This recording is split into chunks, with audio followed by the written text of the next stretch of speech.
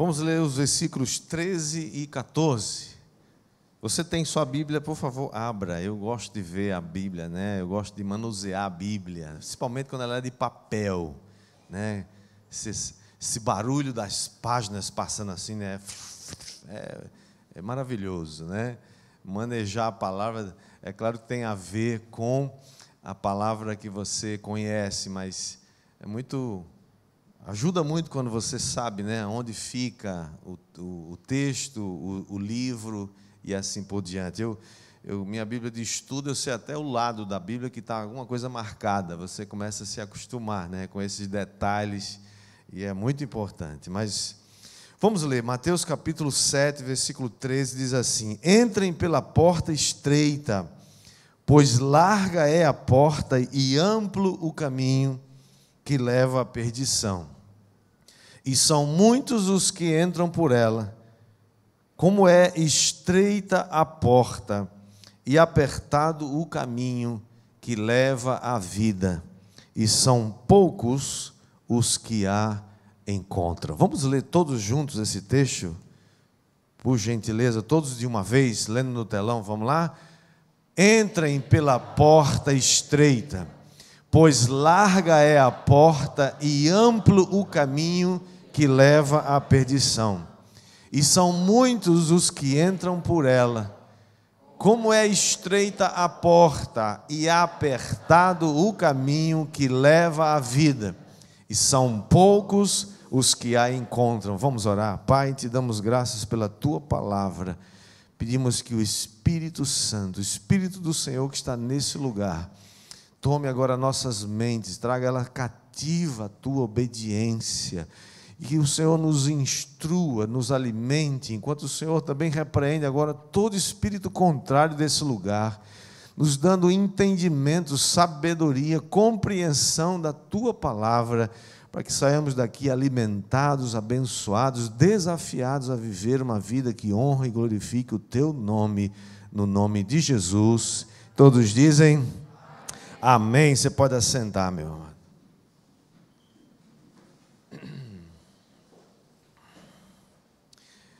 Nós estamos lendo o texto que a gente leu, é um texto que faz parte do chamado Sermão do Monte, ou Sermão da Montanha, ou Sermão das Bem-aventuranças, porque começa, né, no capítulo 5 com as bem-aventuranças. Aqui Jesus fala de duas portas, fala de dois caminhos, ele fala de dois destinos. Aliás, algum tempo atrás, eu não sei quanto tempo faz, mas algum tempo, né, existia uma emissora de TV aí que fazia um programa que era mais ou menos assim, acho que era Você Decide, né? Alguma coisa assim. Alguém se lembra disso? Não? Eita, será que... Acho que só Jeremias e Leila se lembram. Você lembra, né? A gente era jovem nessa época, eu acho que era isso. Você Decide, e era assim, o final... o pessoal ligava, né, e decidia qual era o final. Você escolhia, tinha dois finais previamente gravados, claro, né? E aí os telespectadores, né, ligavam e diziam: nós queremos que o final seja esse, porque ali você escolhia o destino daquela história. Você não pode decidir o destino da vida. Desculpa. Você não pode decidir o destino da vida de ninguém, mas você pode escolher como é que a sua história vai terminar. É você quem escolhe como a sua vida vai terminar aqui desse lado da eternidade. O Senhor Jesus estava ensinando aos seus discípulos e ele disse com clareza... Vou tomar um pouquinho d'água.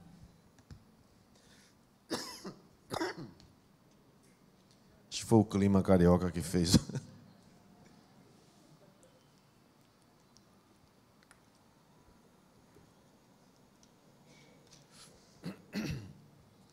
Jesus diz: entrem pela porta estreita. É quase como se ele estivesse dizendo assim: olha, é melhor vocês entrarem pela porta estreita, Porque a porta larga tem um problema. Larga é a porta e amplo é o caminho que leva à perdição. E esse detalhe, né, da vírgula depois diz, e são muitos os que entram por ela, por essa porta larga, né?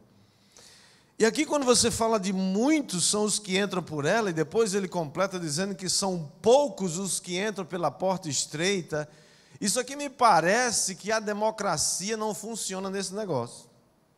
Aqui, necessariamente, não funciona porque a vitória não é da maioria. E nem sempre a maioria está certa, sim ou não? Sim ou não? Sim. A gente sabe de várias, né, não só eleições, estamos aí perto de uma eleição, mas temos uma votação dessa na Bíblia que explica muito bem.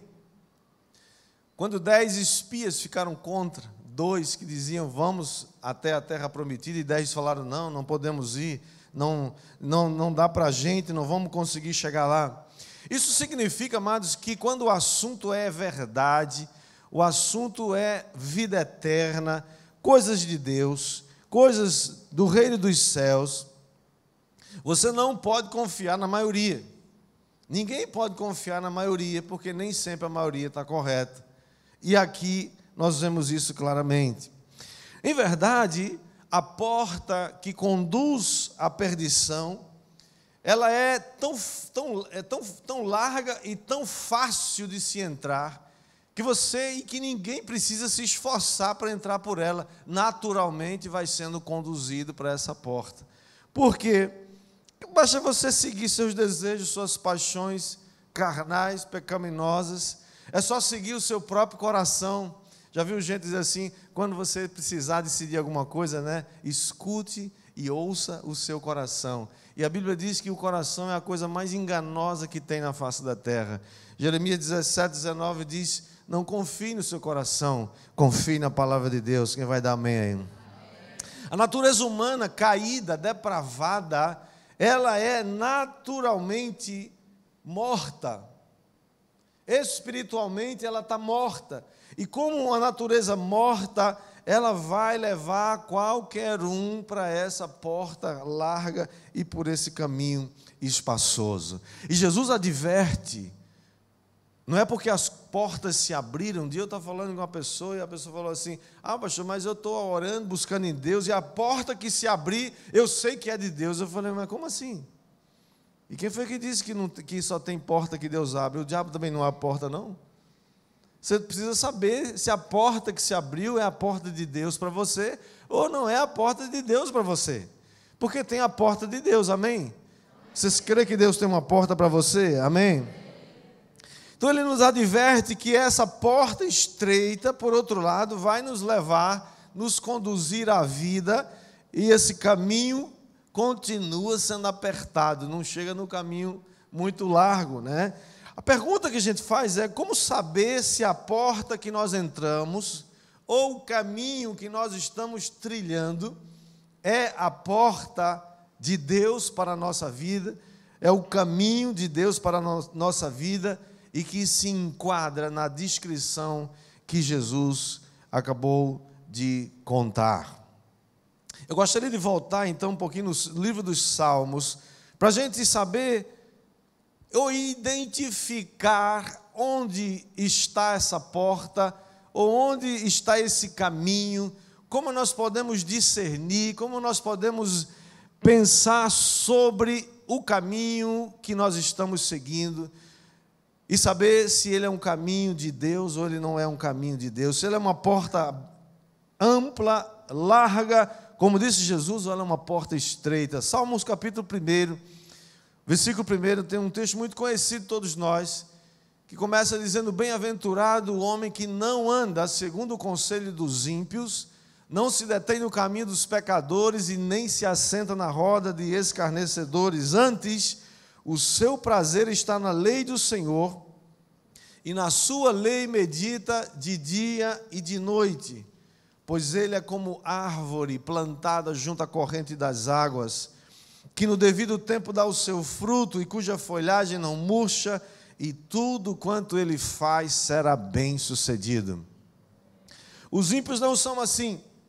São, porém, como a palha que o vento dispersa, por isso os perversos não prevalecerão no juízo, nem os pecadores na congregação dos justos, pois o Senhor conhece o caminho dos justos, mas o caminho dos ímpios perecerá. Ele começa falando que é bem-aventurado. O que é ser bem-aventurado? Bem-aventurado é alguém feliz. Bem-aventurado é alguém alegre. Bem-aventurado é alguém que está contente. Bem-aventurado é alguém que vive uma vida satisfatória.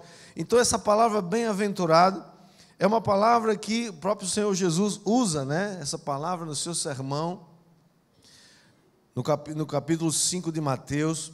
Mas a primeira coisa que ele diz é: bem-aventurado o homem que não anda no conselho dos ímpios, ou segundo o conselho dos ímpios. Pode colocar o versículo primeiro de volta, ou esse primeiro ponto. Quem já ouviu falar aquele ditado que diz: diz-me com quem andas, eu vou te dizer quem és. Se você anda com gente boa, você vai ser, né? Vai ser chamado de gente boa. Você anda com gente que não presta, você vai ser chamado de gente que não presta. Sim ou não? Você anda com gente que gosta de fazer aqueles negócios, né? Puxar aqueles negócios assim, bota fogo na ponta e suga da outra, né? E aí você não quer ser chamado daquele nome que é esquisito, então não anda com essa turma, né? Você anda com alguém e você vai ser naturalmente confundido, né, com o que aquela pessoa faz, o que ela é. Andar no conselho de alguém, irmão, significa ou aponta para estar debaixo da influência dessa pessoa. Quem são as pessoas que te influenciam? Quem é que te aconselha? Quem é capaz de mover você? Quem é capaz de fazer você mudar de ideia, mudar de opinião? Quem é que você ouve quando existe alguma coisa que precisa ser decidido ou precisa ser discutido? Você ouve quem? Quem é uma referência para você? Embora todos nós somos capazes de influenciar e de ser influenciados, é muito apropriado que você se preocupe em saber quem são as pessoas que te influenciam. Alguém já disse: me diga o nome de 5 pessoas que você admira, que você ouve, que você se aconselha, e eu vou dizer como é o teu futuro. Eu vou dizer para onde você está indo. Eu vou dizer o que é que você pensa. Por isso que nós precisamos escolher, irmãos, cuidadosamente nossas amizades. Amém ou não amém? Nós podemos ter relacionamento com todo mundo, e nós que pregamos o Evangelho, compartilhamos os valores do Reino de Deus, precisamos fazer isso com todo mundo mesmo. Agora, amizades, pessoas com quem você caminha, com quem você anda, você precisa escolher, e mais ainda, você precisa escolher quem é que te influencia. Você precisa escolher quem você vai permitir que influencie as suas decisões. Por isso você não pode andar com gente e nem admirar ninguém que tenha essas características: murmurento, briguento, pessoa negativa, pessoa crítica, uma pessoa ingrata. Você não pode se associar com essas pessoas. Por quê? Porque o conselho delas vai influenciar você. O conselho delas vai apontar para onde você está indo. A pergunta é para você, mulher: quando você tiver que passar, ou quando você passa, porque todos nós passamos por luta na vida. Jesus disse que a casa construída vai passar por chuva. Todas as casas, em algum momento das estações do ano, elas vão receber chuva, temporal, alguma coisa. O que vai fazer a diferença é sobre onde essa casa foi construída, sim ou não? Se ela foi construída na rocha, ela vai permanecer. Se ela foi construída na areia, ela vai cair. Então, mulher, quando você passa por esses vales da vida, de sofrimento, como é que suas amigas mais chegadas vão te aconselhar? Quando você passa uma crise no seu casamento, ou quando você está sendo assediada por alguém, ou quando você está sendo tentado em alguma coisa da sua vida, o que é que elas dizem? E você, homem, quando você passa por suas lutas, você passa por luta no seu casamento, ou você passa por luta no seu trabalho, naquilo que você faz, o que é que seus amigos mais chegados dizem numa hora dessa? Porque eles, os mais chegados e aqueles que te influenciam, vão te aconselhar. E esse conselho não pode ser conselho de ímpio. Esse conselho tem que ser conselho de gente que anda com Deus como você anda. Quem vai dizer amém aí? Diga. Portanto, não ande com gente que não te ajuda a permanecer no caminho estreito. Diga comigo, não vou andar com gente que não me ajuda a permanecer no caminho estreito. Segunda parte do versículo diz, não se detém no caminho de pecadores. O que significa se deter no caminho de pecadores? Lá em Números capítulo 25, versículo 1, diz que Israel se deteve em Sitim. Sitim era uma cidade, era um povoado, era um ambiente, era um lugar na terra de Moabe. E Israel precisava passar por ali, porque eles estavam indo para a terra de Canaã. E aquele era um lugar, era um ambiente. Moabe era um dos inimigos de Israel, um povo depravado, um povo pagão. E eles eles passaram, mas não passaram, ficaram por um tempo. Eles se detiveram, eles demoraram mais do que devia. Nunca se demore mais do que você deve em algum lugar que você sabe que é lugar, que é caminho de pecador. E porque eles se demoraram, diz o texto, que Israel começou a se prostituir com as filhas dos moabitas. Sabe por quê? Porque quando você está ocioso, você para e você começa a prestar atenção. E aí a galera convidou a moçada para fazer uma festa, para ir para uma balada, lá na região ali, na terra deles, né? Na terra do povo de Moab. Convidaram o povo para suas festas, para o sacrifício dos seus deuses. E o resultado, irmãos, de se deter naquele caminho de pecadores foi que 24 mil israelitas morreram de praga, porque se detiveram num caminho de pecadores. O texto não diz que você e eu não podemos passar por caminho de pecadores, porque se fosse assim, a gente teria que ser levado para o céu já imediatamente. Nós estamos num mundo posto no maligno, estamos rodeados de caminho de pecadores.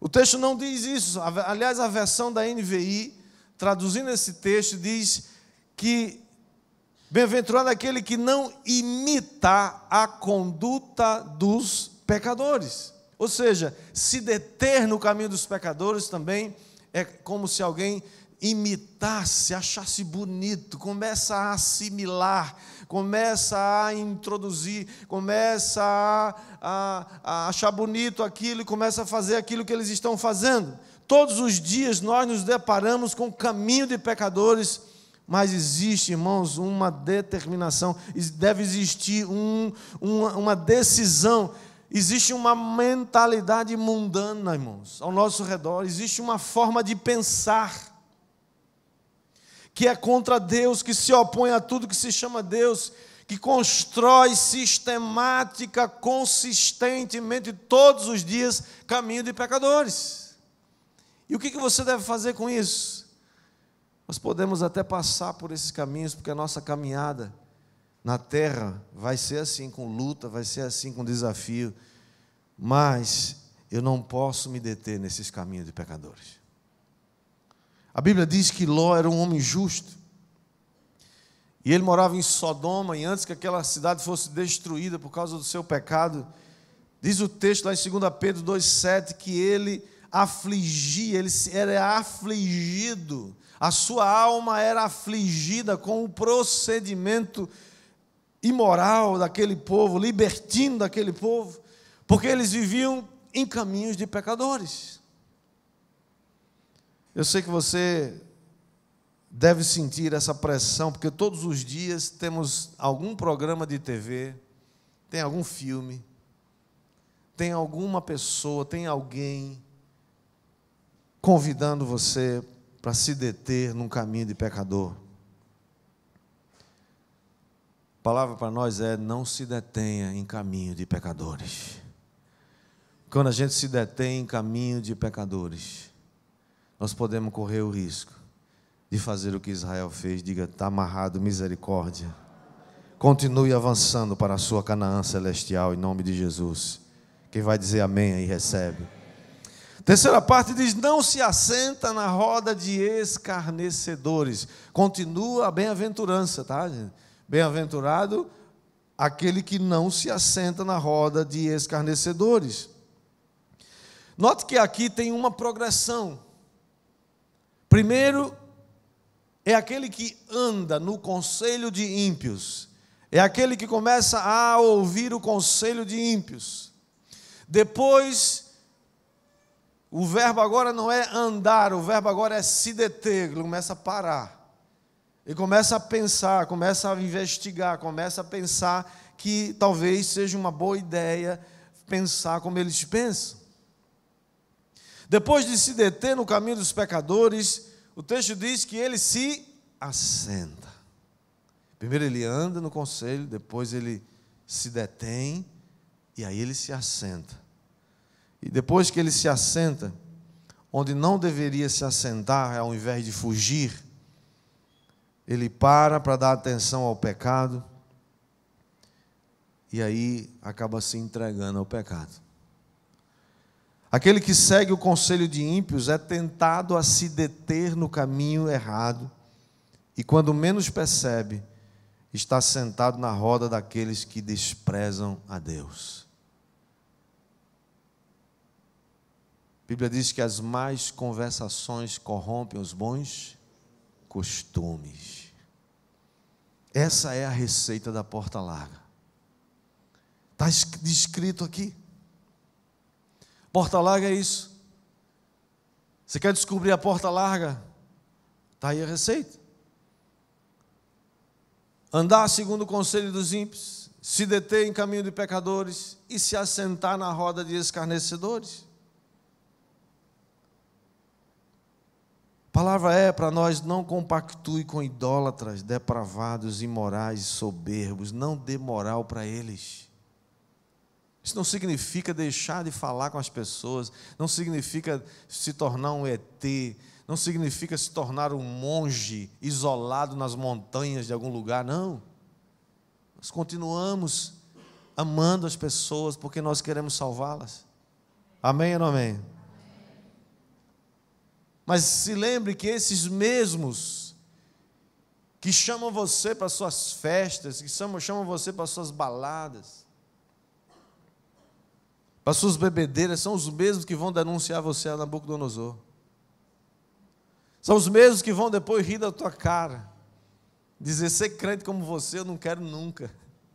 Tu não é crente, eu vou denunciar você ao pastor, vou dizer que tu está enganando ele lá. Eu já viu isso? Não, eu já vi esse negócio. Irmãzinha lá foi tão, foi tão pressionada para beber. Bebe, que bobagem esse negócio. Você não bebe porque seu pastor não deixa. Você não bebe porque fizeram essa lavagem cerebral na sua cabeça. Bebe, que bobagem, vale nada. Depois que ela caiu na conversa, aí falou: agora você bebeu, né? Sabia que você é fraca mesmo, você não tem personalidade, você está mentindo, você é hipócrita, você está lá enganando todo mundo, eu vou lá denunciar você. São os mesmos, são os escarnecedores, zombadores. A NVI traduz esse texto como zombadores. Assentar-se em roda de zombadores, daqueles que desprezam a Deus. Essa é a receita da porta larga. A pergunta agora é: mas onde é que está a porta estreita? Se esse texto mostra qual é o caminho da porta larga e que você deve evitar, qual é então o caminho da porta estreita? Como encontrar e como entrar por ela? A resposta, eu creio, começa a se desenhar no versículo 2, quando diz: antes O seu prazer está na lei do Senhor. Diga comigo, lei do Senhor. Quando a gente ouve a palavra lei, a gente se estremece um pouco, né? Porque ninguém gosta de lei. Lei é um negócio parecido com dieta. Dieta é aquele negócio que você está doido para terminar, acabar com aquilo e voltar a comer o que você comia. Então, lei é aquele negócio assim, aí estraga prazer. Né? O lei é um negócio que muda tudo, que trava, que bloqueia. Mas, irmãos, a lei do Senhor aqui, não fica pensando que é a lei que proíbe você de comer aqueles negócios gostosos, não. A lei do Senhor é o coração do Senhor, é a glória dEle, são os valores dEle. Quando você ama a lei daquela pessoa também. Quando você ama Jesus, você ama seus mandamentos. Quando você ama o Senhor, você ama a sua lei. Ao invés de, o texto está dizendo, antes o seu prazer, a sua alegria, a sua realização, a sua felicidade. Não pense no tempo em que tem bilhões de pessoas procurando ser feliz no mundo hoje. Aliás, todo mundo, acho que toda a vida foi assim, mas hoje parece que é um negócio desenfreado, né? Todo mundo quer ser feliz, todo mundo quer ter prazer, todo mundo quer ter alegria, todo mundo quer viver uma vida plena, mas quanto mais se corre atrás disso, parece que quanto mais fica longe de encontrar felicidade. E a receita está aqui. Ele diz, medita, seu prazer está na lei do Senhor e nela medita de dia e de noite. Diga comigo, de dia e de noite. O texto de Salmo 37, versículo 3 em diante diz, o salmista diz, confia no Senhor e faz o bem, habita na terra e te alimenta da verdade. Versículo 4 diz, agrada-te do Senhor. Outra versão diz, deleita-te no Senhor e Ele satisfará os desejos do teu coração. Quem é que quer ter desejo satisfeito aqui? Você tem desejo? Você escreveu o seu desejo? Você tem vontade? Você tem assim sonhos? Se você não tem, escreva, começa a pedir a Deus sonhos. Deus vai dar teus sonhos. Deus é capaz de fazer teus sonhos realizar, sim ou não? Porque tem gente que não pede porque acha que só vê Deus como um carrasco, como uma coisa assim, né, distante, que ele tem que ficar longe, senão vai levar uma chibatada. Deus é aquele que diz na sua palavra em Jeremias 29:11, eu sei os planos que eu tenho a seu respeito, planos de te dar paz e alegria e prosperidade. Você podia se alegrar mais com isso, porque isso é para você. Isso não é para quando você chegar no céu, não. No céu já vai ter tudo isso em abundância. É para agora, é para hoje. Embora com lutas e perseguições, mas é para hoje. Diga amém. Agrada-te do Senhor, deleita-te no Senhor, e Ele vai satisfazer os desejos do teu coração. Meu Deus, olha a receita.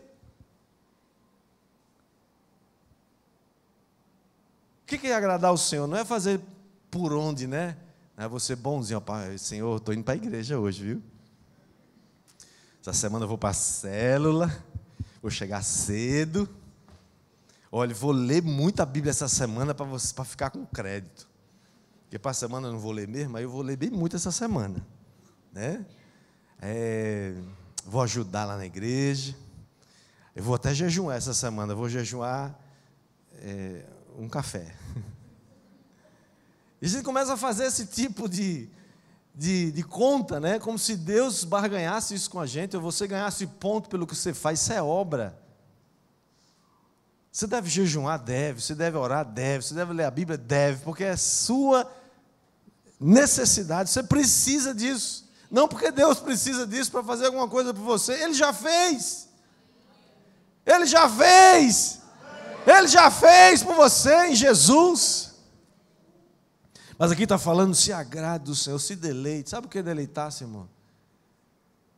Acho que uma das coisas que mais define deleitar-se na presença do Senhor é entre num ambiente de adoração. Comece a gerar um ambiente ao seu redor de adoração a Deus. Você sabia, quando você gera um ambiente de adoração, primeiro os capetas não suportam e vai embora. Depois os anjos vêm para se juntar com você na adoração, porque onde tem adoração, tem anjo ali que Deus manda. Quando você cria um ambiente, você gera um ambiente espiritual, onde você confia em Deus, onde você se deleita nele, Porque se existe algum prazer na terra, se você não conhece Deus, você não conheceu o prazer na terra. Nenhum dos prazeres dessa terra é capaz de chegar junto, perto do prazer de ser um filho, uma filha de Deus que desfruta da sua presença abundante todos os dias, todos os momentos, agradar-se do Senhor. Irmãos, que coisa maravilhosa. Agradar-se do Senhor. E o 5 diz: entrega então o teu caminho ao Senhor, confia nele e Ele vai fazer o resto. Tudo mais Ele fará. Agradar-se do Senhor e deleitar-se no Senhor é ter esse prazer na sua lei. Antes, está dizendo, olha, antes de você andar em caminho, ouvir conselho, andar em conselho de ímpio, antes de você se deter em caminho de pecadores, antes de você se assentar em roda de escarnecedores, eu vou te dizer o que você tem que fazer. Deleite-se no Senhor, deleite-se na sua presença, tenha prazer na lei do Senhor. Você tem prazer na lei do Senhor, ou você fica doido para ir embora? Minha oração é 2 minutos e meio. Como é que alguém consegue orar 1 hora? Meu Deus, faz 2 minutos que eu comecei, já acabou o assunto. Sabe por quê? Você não ama Deus. Se você amar, você vai ter assunto por o resto da vida. Você tem assunto com quem você ama? Tem ou não tem? Pode ser uns assuntos mais bobos do mundo, né? Aqueles assuntos que você liga para saber como está. E aí, tudo bem? Acabou de deixar em casa. Acabou de sair. O que você está fazendo? Nada. Mentira. Coisa boba, mas é coisa de quem ama. Deixa eu te dar uma receita, se seu ou sua não fica bobo ou boba com você, tem alguma coisa errada. Verdadeiro amor tem um pouco dessas bobagens, dessas inocências, né? Você fica na presença de Deus por uma pessoa que você não vê. Você não vê, mas você sabe que Ele existe, Ele está ali com você. O resultado disso, então, o que é, irmãos? Versículo 3 diz, olha, o resultado disso é de quem medita na lei do Senhor dia e noite, ele é como uma árvore plantada junto a ribeiro de águas, que no devido tempo dá o seu fruto, e cuja folhagem não murcha, e tudo quanto ele faz será bem sucedido. Mas o que tem de gente aí pagando caríssimo para conquistar o sucesso. Porque todo mundo quer ter sucesso, sim ou não? Se você não quer ter sucesso na sua vida, tem alguma coisa errada com você. Porque sucesso o que é sucesso? Para alguns pode ser ganhar dinheiro. Isso pode não ser sucesso. Isso pode ser um problema para você. O que é sucesso? Conquistar o quê? Sucesso, eu creio, segundo a palavra de Deus nos ensina, é você ter sucesso no seu propósito. Você existe para quê? Deus te fez com um propósito. E você cumpriu o seu chamado, o seu propósito em Deus. Isso é sucesso. Você pode ganhar o mundo todo, mas se você não cumprir o seu chamado em Deus, você não teve sucesso na sua vida. Sucesso é quem... E aqui está dizendo claramente, olha só o resultado. Primeiro, é aquele que tem um propósito. O seu prazer está na lei do Senhor. O seu prazer nunca vai estar em coisa nenhuma. Se você acha que o seu trabalho vai um dia te dar o prazer que você sonha, nunca, esqueça. Se você acha que casamento, que ter filhos, que ter um amor da sua vida, ou ganhar muito dinheiro, ou ser reconhecido, todas essas coisas são boas, não estou menosprezando, mas prazer de verdade você só terá em Deus. Quanto mais rápido a gente entender isso, mais a gente corre para Ele. Mas a gente corre para Ele, porque o propósito está aí.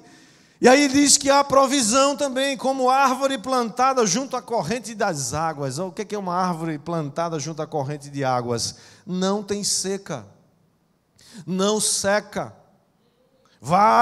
O seu propósito vai acontecer, o seu metabolismo vai acontecer, a sequência do que acontece no organismo, na estrutura da árvore vai acontecer, não vai ser interrompido por falta de água. Ele diz, como árvore plantada junto à corrente das águas, que no devido tempo dá fruto.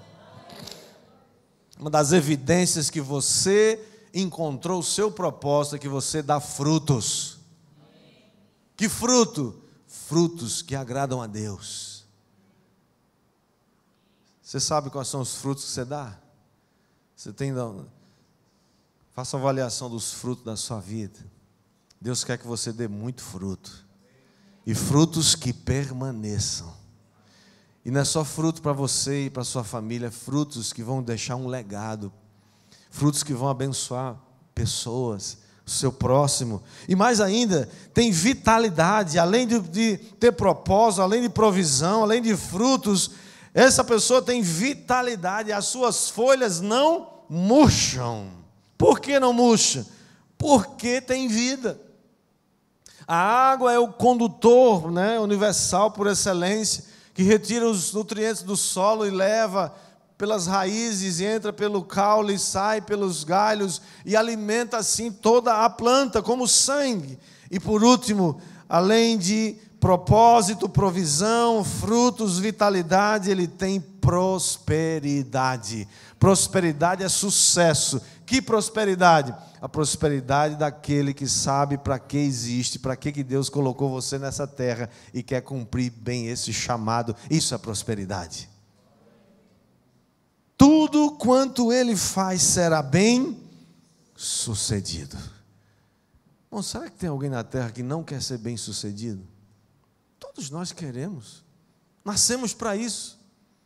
Sermos bem sucedidos no propósito de Deus para nós. Portanto, eu gostaria de definir para você, dentro desse texto, fracasso é entrar pela porta larga que conduz à perdição.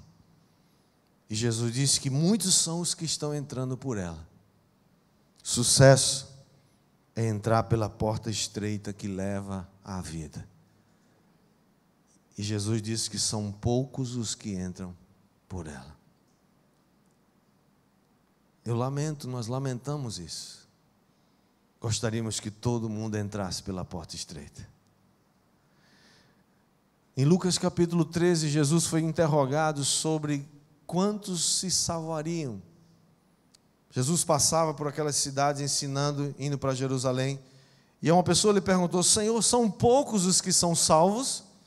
Jesus respondeu: esforçai-vos por entrar pela porta estreita, pois eu vos digo que muitos procurarão entrar e não poderão.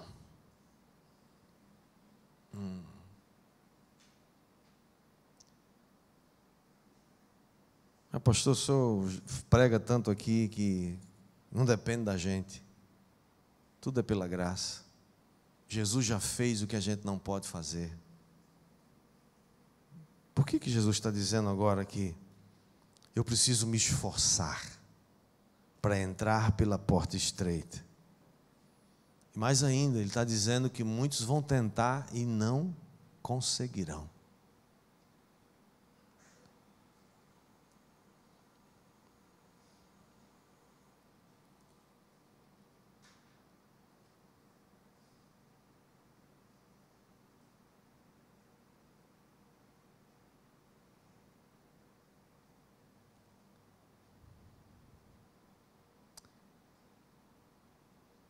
Algumas coisas eu tenho certeza. A primeira é que eu quero estar no meio desses poucos. Quantos aqui querem estar no meio desses poucos? Não se preocupe, não se importe. O mundo vai de mal a pior. O mundo já não apodreceu completamente porque tem sal da terra. E o sal é você. O sal é a igreja de Cristo. Senão já tinha acabado, desbandeirado tudo. Não importa quanto tempo falta para Jesus voltar, o que importa é que Deus sempre teve um remanescente fiel. Pode todo mundo ao seu redor perder a fé. Profetizo na sua vida que você não vai perder a fé. A sua fé você vai mantê-la. Você não vai perder a batalha da fé. Segundo, a Bíblia diz que a todos quantos o receberam, deu-lhes o poder de serem feitos filhos de Deus. Se você recebe, e a Bíblia diz que para receber, não tem que fazer um curso, uma faculdade para poder saber se pode receber. Paulo, escrevendo aos Romanos, disse: se com tua boca confessares a Jesus como Senhor, e em teu coração creres que Deus o ressuscitou dentre os mortos, serás salvo. É para quem recebe e crê, está salvo. Entrou pela porta estreita. Não fica preocupado, e agora, será que eu não estou, que eu não estou? A sua função é crer, é receber Jesus. Quando a gente crê e recebe, Ele nos dá o direito de ser filho de Deus, de entrar pela porta estreita. E terceiro, a todos quantos confiam em Deus. Como diz o Salmo 37 que acabamos de ler: confia ao Senhor o teu caminho, e Ele vai fazer o restante. Confie nele. Diga: Senhor, eu quero entrar por essa porta estreita. Eu quero, a partir de hoje, deixar de andar em conselho de ímpios. Eu quero deixar, a partir de hoje, de me deter em caminho de pecadores. E eu quero, a partir de hoje, deixar de me assentar em rodas de escarnecedores. Antes eu quero ter o meu prazer na tua lei. Na tua lei, meditar nela dia e noite. Irmãos, eu fico impressionado com pessoas que você chega para conversar com ela e ela não tem outro assunto. Tem gente que sai de perto porque não aguenta, só fala de Jesus, só fala da palavra, só fala das coisas de Deus, fala do tempo a sós dela com Deus, fala do que Deus está fazendo na vida dela, fala dos sonhos que Deus vai realizar na vida dela ainda, começa a aplicar fé, tem uma palavra de ânimo para lhe levantar você, nunca tem palavra negativa na boca, nem murmuração, tem sempre uma expectativa elevada. Deus vai fazer algo, Deus vai fazer alguma coisa. Ontem eu vi uma história, eu queria terminar com essa história para você ver o poder de uma decisão. O pastor que ministrou ontem lá na conferência falou de um caso que aconteceu lá na sua igreja. Ele é um africano, mora na Nigéria. E ele disse que um dos irmãos da igreja dele perdeu o emprego, foi demitido. E ele, por iniciativa própria, dele mesmo, ninguém pediu, o pastor não falou nada, ao contrário, ele simplesmente decidiu. Essas coisas loucas que Deus faz na cabeça de alguém, que a gente acha que é loucura, né? Ele foi demitido inesperadamente. E ele foi e contou para o pastor que havia sido demitido. Só que ele tomou uma decisão. Ele pegou o dinheiro da rescisão dele e doou para a igreja, para a construção, alguma coisa que estava acontecendo lá na igreja. Quando o pastor ficou sabendo que ele havia sido demitido e que ele estava fazendo isso, o pastor chamou ele e falou: não, querido, você não pode fazer isso. Você acabou de ser demitido, como é que você vai fazer um negócio desse? Não, isso aqui é para você, né, te ajudar enquanto você consegue outro emprego. Ele falou: não, pastor, Deus falou comigo, isso aqui eu quero fazer. E entregou lá.